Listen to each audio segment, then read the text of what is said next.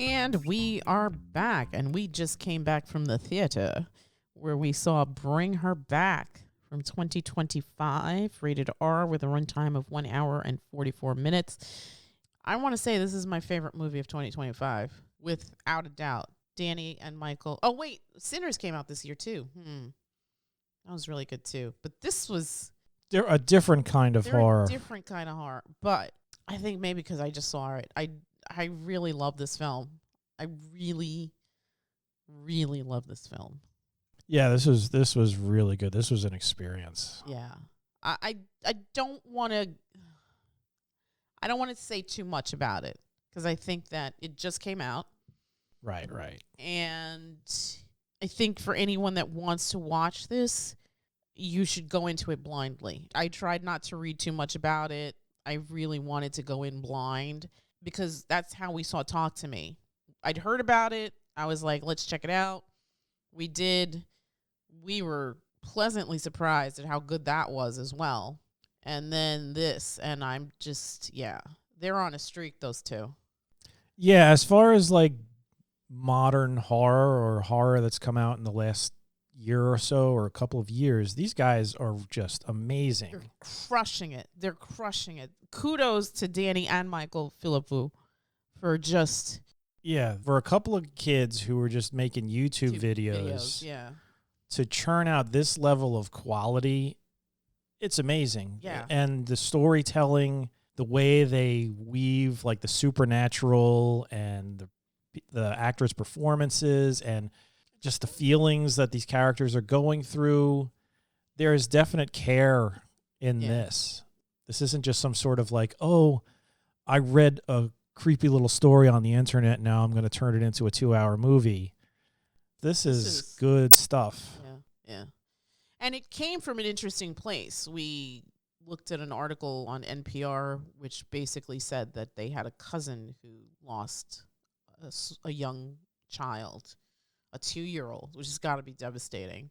And that was sort of like the seeds for this. I loved how the folklore in the found footage stuff or the video that she's watching incorporates into the story where you get a sense of what is going on. And then you have the Piper and Andy story, which then meshes with the Laura story and how that eventually plays itself out. It is masterfully done. This really was an amazing watch experience. As someone who loves storytelling, this, again, the reason that we started this podcast was because, A, we wanted to have an oral history of our family that our children could inherit and listen to when we're not here. But my love of story came from my father, who came to this country and wanted to learn English.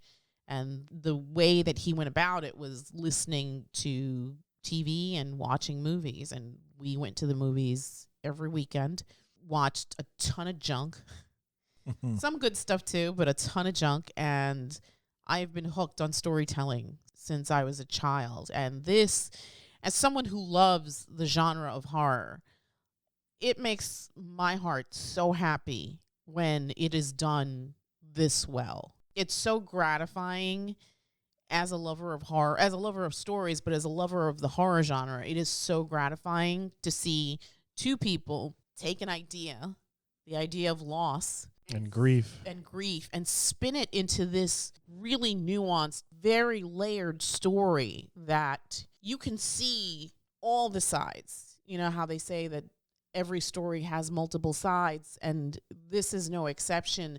There's no winners here. There's a ton of losers, and there's no winners here. I think that from where this story starts to where it ends, it plays out like one of the greatest tragedies. Because, I don't want to say too much because I feel like you absolutely have to go into this blindly. You absolutely, in order to really get the impact of it, you absolutely have to go into it blindly. I also want to shout out the AMC on 34th Street and the audience. We didn't have a full house like we did with Sinners, but just hats off to the audience who really got into the story Oh and yeah, there were some scenes where squealed people were and talked to the screen and just were very, very passionate in their responses to certain parts of the story. in the best ways In possible. the best ways possible, yes. It's funny in this day and age, the movie-going experience has in many ways become horribly degraded. Yeah. It's not as popular anymore, but even though you could watch things more comfortably at home, you got big TVs, you got the best snacks. Yes. This experience was like the old days, Yes. where you had that audience participation. Communal Maybe not participation, but it was a communal experience. Exactly. When there, especially when you're watching a good movie where certain things are happening on screen where people just can't help but to gasp or cry out or just be like, "Oh no," you know. Yes. That's the best. Yeah, that really is. That really is. And the funny thing is you hear the people, it's uncontrollable because you're watching some pretty gruesome stuff. Yes. I'm not going to sugarcoat it. This film is not for the weak of heart. It's rated R for a reason. It's rated R for a reason. There is some extremely gruesome scenes in there. Yeah. Bodies being mangled and damaged in ways that you don't want to see. Yeah. But there it is. And when people cry out, the camera doesn't shy away. Camera doesn't shy away. And when people see it and they cry out, but then they can't help but chuckle because they see the other people reacting that way. Yeah. And you're all in it together. Yes. And that's the part of the movie-going experience that you can't really replicate to that degree at home. And also, I appreciated that. I really appreciated that because I am one of those people that I prefer being home. Yes, same. But every once in a while, it's gratifying to have that kind of movie-going experience. Yeah. We intentionally went to the theaters to see Sinners, no regrets, although I was itchy because that theater was packed when we went to see Sinners. This, not so much, but I can't imagine the impact of this film watching it on our TV screen. I think I would have enjoyed it as well, but having that experience, that communal experience, it's almost like church. You're all unified in this experience. You're all staring at the screen, much like you would stare at the front pulpit at a church, and you're being engrossed in this storytelling magic. The Philippou brothers do an amazing job of weaving this tale that is at times heartbreaking, at times cringy, at times just really unsettling, very unsettling. And so much of it, there's supernatural parts to this story, but there's also stuff that's rooted in the everyday that is hard to listen to, is hard to watch, is hard to experience. And yet it forms this tapestry that ultimately becomes this really well-planned, thought-out story. And it came from their own personal experience with grief. And it was magical. It was, I don't have enough good words for this film. This was such a great storytelling experience. I don't have any critiques. I'm going to give this film a 10. I mean, maybe I'm being generous lately with my numbers, but this was, to me, a 10. I don't think it could get any better than this. The kids in this that play Andy and Piper, Billy Barratt and Sora Wong, and also young Oliver, played by Jonah Wren Phillips, just wow. Wow. This couldn't have worked without all these characters. And shout out to the always lovely Sally Hawkins for becoming Laura. I'm watching the film, and she's always going to be my Mrs. Brown, and she's not that in this film, and that's all I'm going to say. And, yeah, she's not Mrs. Brown. She is equal parts, like, sad and terrifying. Yes. Yes. Throughout the film. And there are many points where you're just like, you hate her so much. Yes. But then she's being like very malicious. Yeah. But you don't really know what the true purpose of any of it is, and you don't know her motivations.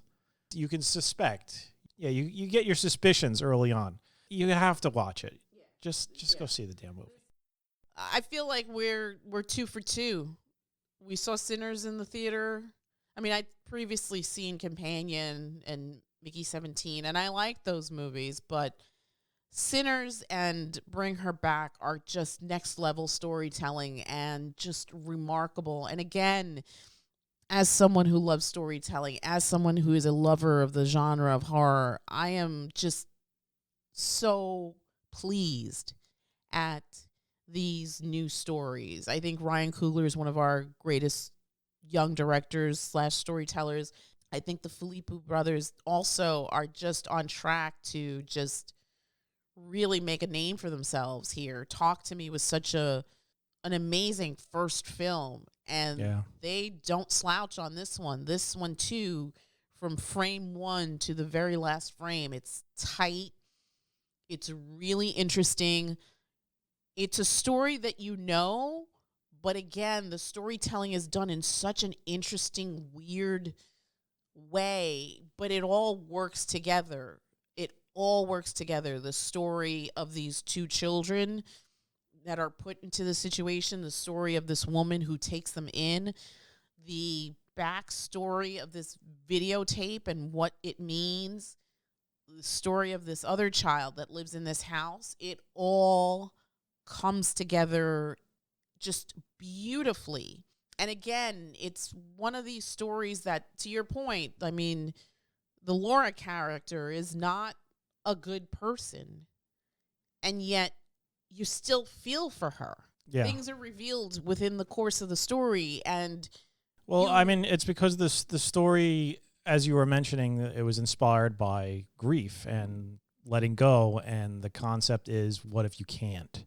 Right. And what kind of prison that would put a person in, and how desperate that person, like what desperate measures that person would go to not have to let go or overcome that grief. Right. And that's where the horror lies, just in how far would somebody go. Right. Right. What would they be willing to sacrifice to do? Right. And it just gets progressively worse. It just gets progressively worse. I don't know if I agree that it's told in a out of the ordinary way. They tell the story pretty straightforward. There's no strange narrative devices or anything like that. It's just solid storytelling. It's just from beginning to end, you're presented with the situation. The characters are introduced to this new environment. New characters are placed around them, and you're finding stuff out as they do. And these guys, they're really good at conveying the information, getting the story across, and doing it in a very, very creepy, very ominous. I've said it before many times. My personal favorite kind of horror is that sort of dread horror. Mm-hmm. This has that. This also has the gruesome, gooey stuff that some people really love. Some body horror. It's the body horror, the damage that occurs. You're going to not be dissatisfied with it if that's your bag. And yeah, these guys just do a great job from beginning to end telling that story. I'm not going to give it a 10. Nothing's a 10. I would say there are certain things in it that I'm not upset about, but I don't know if I agree with it or am happy with it, but that's just part of the story. It's not bad. It's just there's a certain occurrence in the film that happens rather late. And I would say you could consider that part of the film like a handoff. And I feel like that handoff maybe should have occurred a little bit earlier for it to make it flow better. That would probably be my only critique. It's not something that ruined my experience. I still would probably give this film a 9 just because overall it's really, really good. You're not going to be able to take your eyes away from it. Especially maybe like 20 minutes in or 30 minutes in, it's just sort of like, okay, weird stuff is definitely happening. Things are intriguing, stuff is happening, and I must continue this storytelling experience. And then it just ramps up. It ramps up so much. I would say things start going crazy when a cantaloupe is introduced into the scene. So that's my only. Maybe you'll consider that a spoiler, but I mean, I feel when like you see even before that, but that's maybe a little bit before, but not really, because honestly, when that cantaloupe makes the scene, and then what happens, maybe like a minute or two after it, is nuts. Yeah. You are just like, oh my god, you feel your body tense up. Yeah. Everything in every involuntary muscle in your body just suddenly gets tight. And that's not even the worst part. No. And I don't mean worse than the bad way. I mean worse than, oh my God, what am I seeing? Yeah.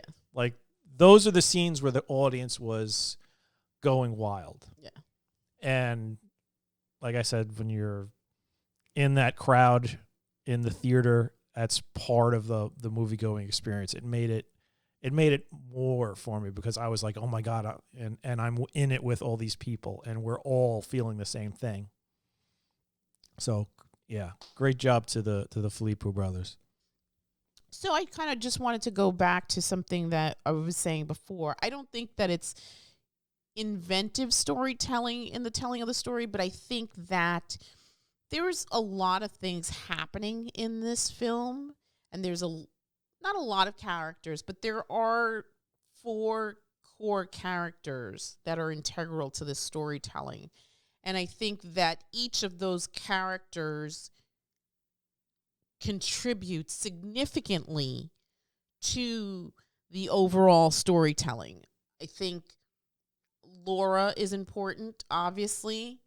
I think Andy is important. I think Piper is important. And I think Oliver is important. And I think that all of them get enough screen time that you kind of can form a relationship with them, whatever that relationship is, whether it's positive or negative. And I think that the filmmakers are very, very in tune here, and just wonderful at creating this universe where you're really invested in what's happening here.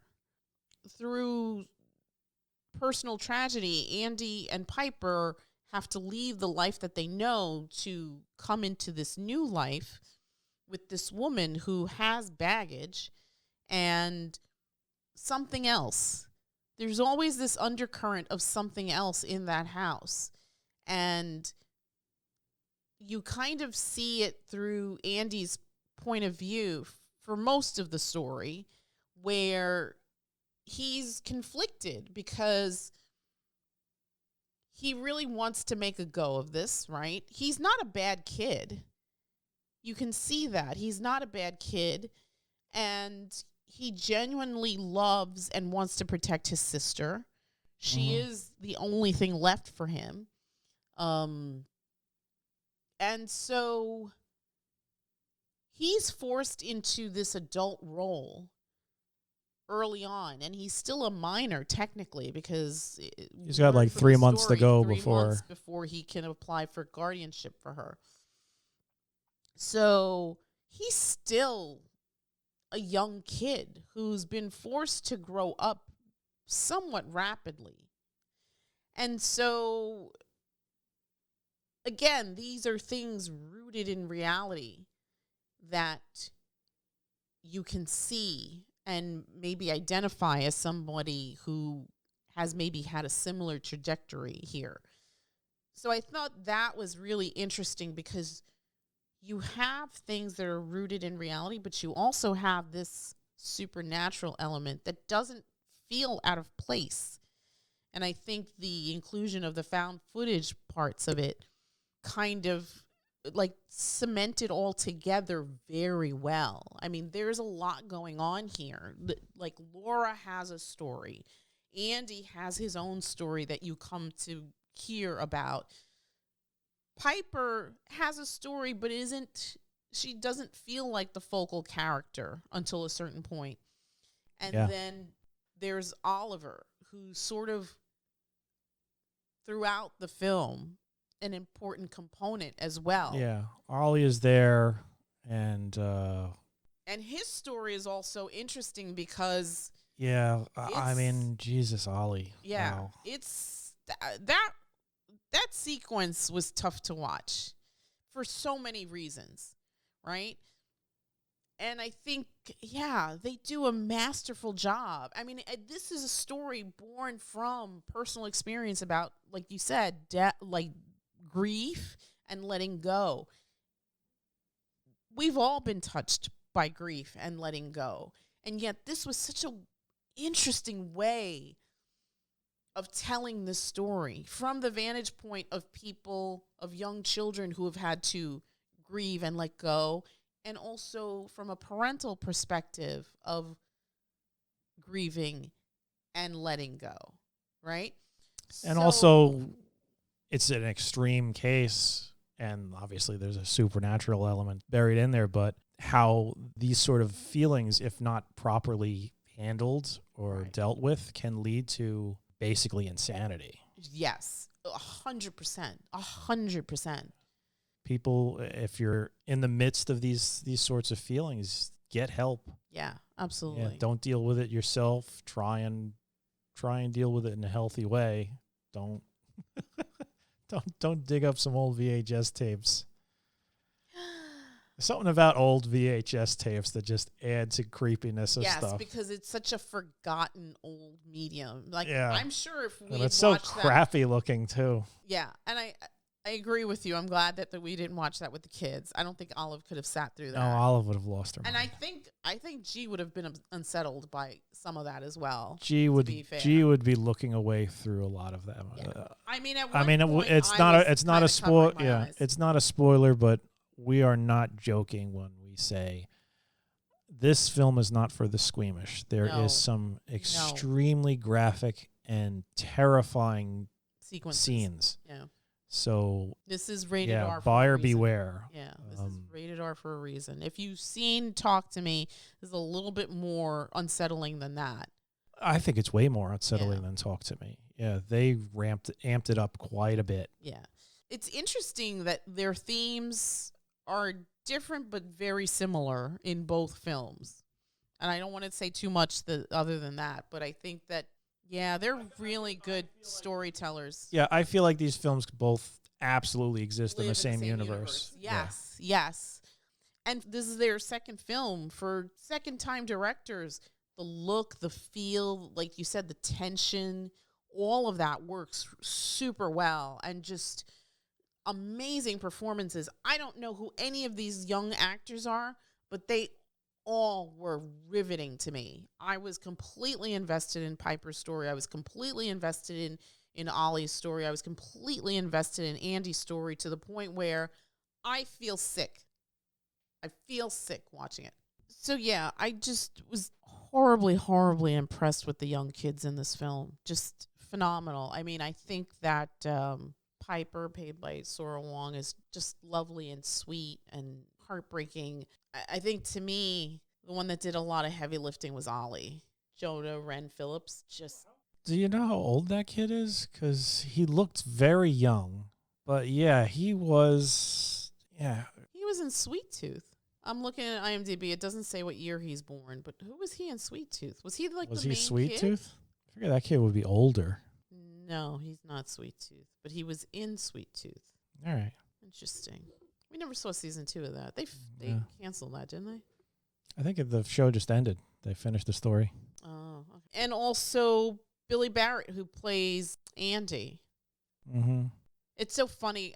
I was watching it, and I was like, he could be on Stranger Things. He's got this look to him that I was like, he could have been on Stranger Things. But I think the other just revelation is Sally Hawkins. Because again, I mean, Sally Hawkins is always good. She's always fantastic. She's amazing. But this is not who she usually plays. So I am just completely in awe of this woman. I think this is going to open different doors for her. I think she's always been solid in everything that she does. However, I think that this is so different. I mean, she's usually likable. She's usually a warm and cuddly character. She's usually a mom. She's almost always like a bit mousy. Yes. And this is not that. No. No. No, not at all. She is really good in this. She is terrifying in this. I don't think it's a spoiler to say that. I think she is absolutely terrifying in this. Hats off to Danny Philippou and Bill Hinzman, who wrote the script. Just amazing. This is tagged as body horror, supernatural horror, horror mystery, which it is all of those things. Yeah. But I think you also have a little bit of like family drama. There's definitely family drama, yeah. There's definitely family drama on all sides. Yeah, I can't say enough good stuff about this. If I was going to give this a number from 1 to 10, I have to give it a 10. Yeah, I don't see how this could have been better. I think it's really impressive for a sophomore effort from two guys who started out with just making YouTube, TikTok videos. I look forward to seeing what they do next. Yeah, same. What did you say? I would probably give it a 9. 9 and a 10. Yeah, absolutely. If you love horror stories, definitely check it out. It is playing in a theater near you, hopefully. Yeah, 2025's Bring Her Back. A rated R with a runtime of 1 hour and 44 minutes. Yeah, just do yourself a favor and go check it out. And with that, we'll start wrapping it up. But before we do, please don't forget to like, share, and subscribe. Tell us what you think. And yes, tell us what you think about Bring Her Back. I'd love to hear your thoughts. Please put it in the comments.